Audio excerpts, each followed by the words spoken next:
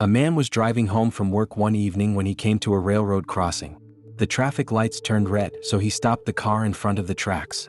He heard the bell ringing and saw the barrier slowly coming down. He glanced to his left and noticed a teenage schoolgirl hurrying down the sidewalk. When she saw the barrier coming down, she started running, trying to cross the tracks before the train came. Halfway across the railroad tracks, the girl suddenly stopped.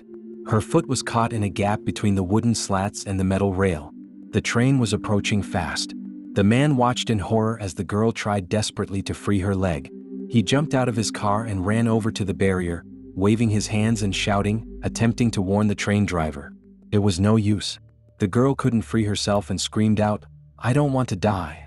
The man turned away and hid his eyes as the train thundered through the intersection. He cringed as he heard the girl's scream suddenly cut off by the deafening clack clack clack of the train on the tracks. As the train roared off into the distance, he gingerly opened his eyes and forced himself to look. He braced himself for the terrible sight he was expecting to see, but the railroad tracks were completely empty. There was no sign of the girl's mangled body. There was no blood at all. He looked around, wondering what had happened to her. Where could she be? Did she manage to free herself in time? Just then, he noticed a small marble plaque on the wall between the barrier and the railroad tracks. It was surrounded by flowers and candles. The inscription on the plaque read, "In loving memory of our darling daughter who was taken from us much too soon. Rest in peace." The Brown Lady of Raynham Hall is known as the world's most famous ghost photo.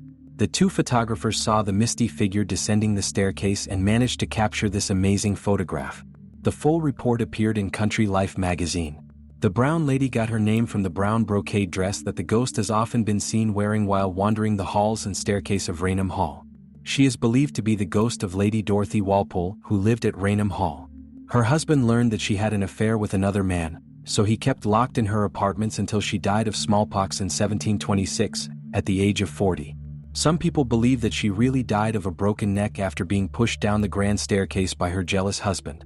They say that her ghost still walks the staircase looking for her 5 children.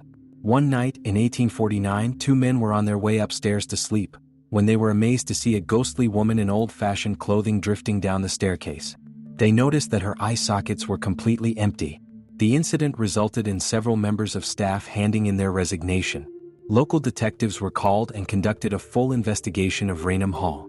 In 1926, a woman encountered the Brown Lady on the staircase. She had never heard the stories about the ghost, and when she saw a portrait of Dorothy Walpole, she swore that the ghost looked exactly like her. A well-known author at the time, Captain Marryat, asked to stay in the room in which the Brown Lady was believed to appear. He was walking along a corridor with 2 guests, when they suddenly came face to face with a ghostly female figure. It was advancing towards them and carrying a lamp. Captain Marryat recognized the woman from the portrait that hung in his bedroom. As she passed by the 3 men, she looked straight at them and they became extremely frightened. Captain Marryat pulled out his gun and fired a shot at the Brown Lady. The bullet passed right through the ghostly figure and was later found embedded in a door. King George IV also had a ghostly encounter with the Brown Lady. He was staying in Raynham Hall and woke up in the middle of the night to find the ghost standing at the foot of his bed. He was frightened out of his wits and immediately left, saying, "I will not spend another hour in this accursed house, for tonight I have seen that which I hope to God I never see again." To this day, nobody knows if it was a hoax or a real ghost picture. Supposedly, experts examined the negative and declared that it was genuine. Many years ago, there was a young Scottish girl named Anna Dorothea Swartz who traveled to the United States to seek her fortune. She came to work as a servant in a large stone house near the town of Catskill in New York State. The man who owned the house was a mean-tempered and violent individual called William Salisbury.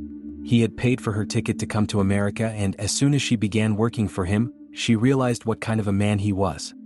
He treated her like a slave and told her she wouldn't be paid until she had worked off the cost of her ticket. She was trapped. Salisbury was vicious and brutal, taking pleasure in the suffering of others. He frequently lost his temper at Anna and looked for any reason to beat or abuse her. On one occasion, he caught her passing by a closed door and accused her of eavesdropping on a conversation between him and his wife. Despite the young girl's protests, he took her outside and whipped her until her entire body was covered in welts and bruises. Salisbury was so cruel to Anna that she couldn't stand it anymore, and one day she decided to run away. When Salisbury found out she was missing, his anger knew no bounds. Cursing and swearing, He jumped on his horse and chased her across the countryside. The furious man relentlessly pursued poor Anna and scoured the woods until he eventually found her desperately fleeing through the trees. When Salisbury caught her, he took a cord and tied her hands to the tail of his horse. Then he dragged her all the way back to his house. By the time they reached the home, she was dead. Her frail body had been dashed to pieces on the rocks and stones that covered the country road. All that was left of her was a tattered, bloody mess. Salisbury was arrested and tried for murder. In court, he claimed that he hadn't meant to harm the girl at all and said he was only trying to teach her a lesson. According to the story he told, his horse had become frightened and reared up, throwing him off. Then, the horse bolted and dragged the young girl to her to death. He tried to explain it all away as a tragic accident. In the end, the jury didn't believe his story and Salisbury was given the death penalty. He was sentenced to be hanged by the neck for the crime of murder. However, Salisbury was a rich man and money can buy many things. In this case, he used his money to bribe the judge. His sentence was suspended until he was 99 years of age, if he actually lived that long.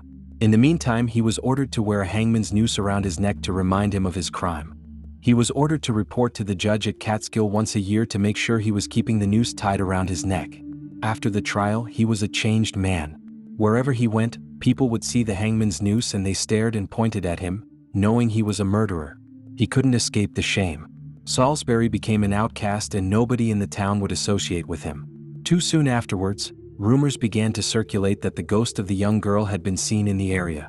Sometimes, she would be spotted sitting on the stone wall at the bottom of his garden, with hellish flames rising from her fingertips and the sound of unearthly laughter coming from her lips. At other times, the ghost of the poor murdered girl was spotted, tied to a ghastly horse that dashed past the man's window every night. Those who saw her described her as a bloody skeleton with tattered garments and streaming hair flapping in the wind. The clatter of hooves on the rocks and the girl's terrified shrieks echoed outside Salisbury's window the whole night long. People would walk miles to avoid passing Salisbury's house, not wanting to hear the horrible screams of the dead. As the years went by, Salisbury became a recluse, never speaking to anyone and spending his time alone in his house. They say the ghost of the murdered girl tormented him every night, eventually driving him insane. One day, his dead body was found hanging from the ceiling of his house. Whether he was driven to suicide by guilt and remorse or if he was forced into it by the ghost, nobody knows. Whatever the reason, he had taken his own life with the very noose that he was ordered to wear around his neck.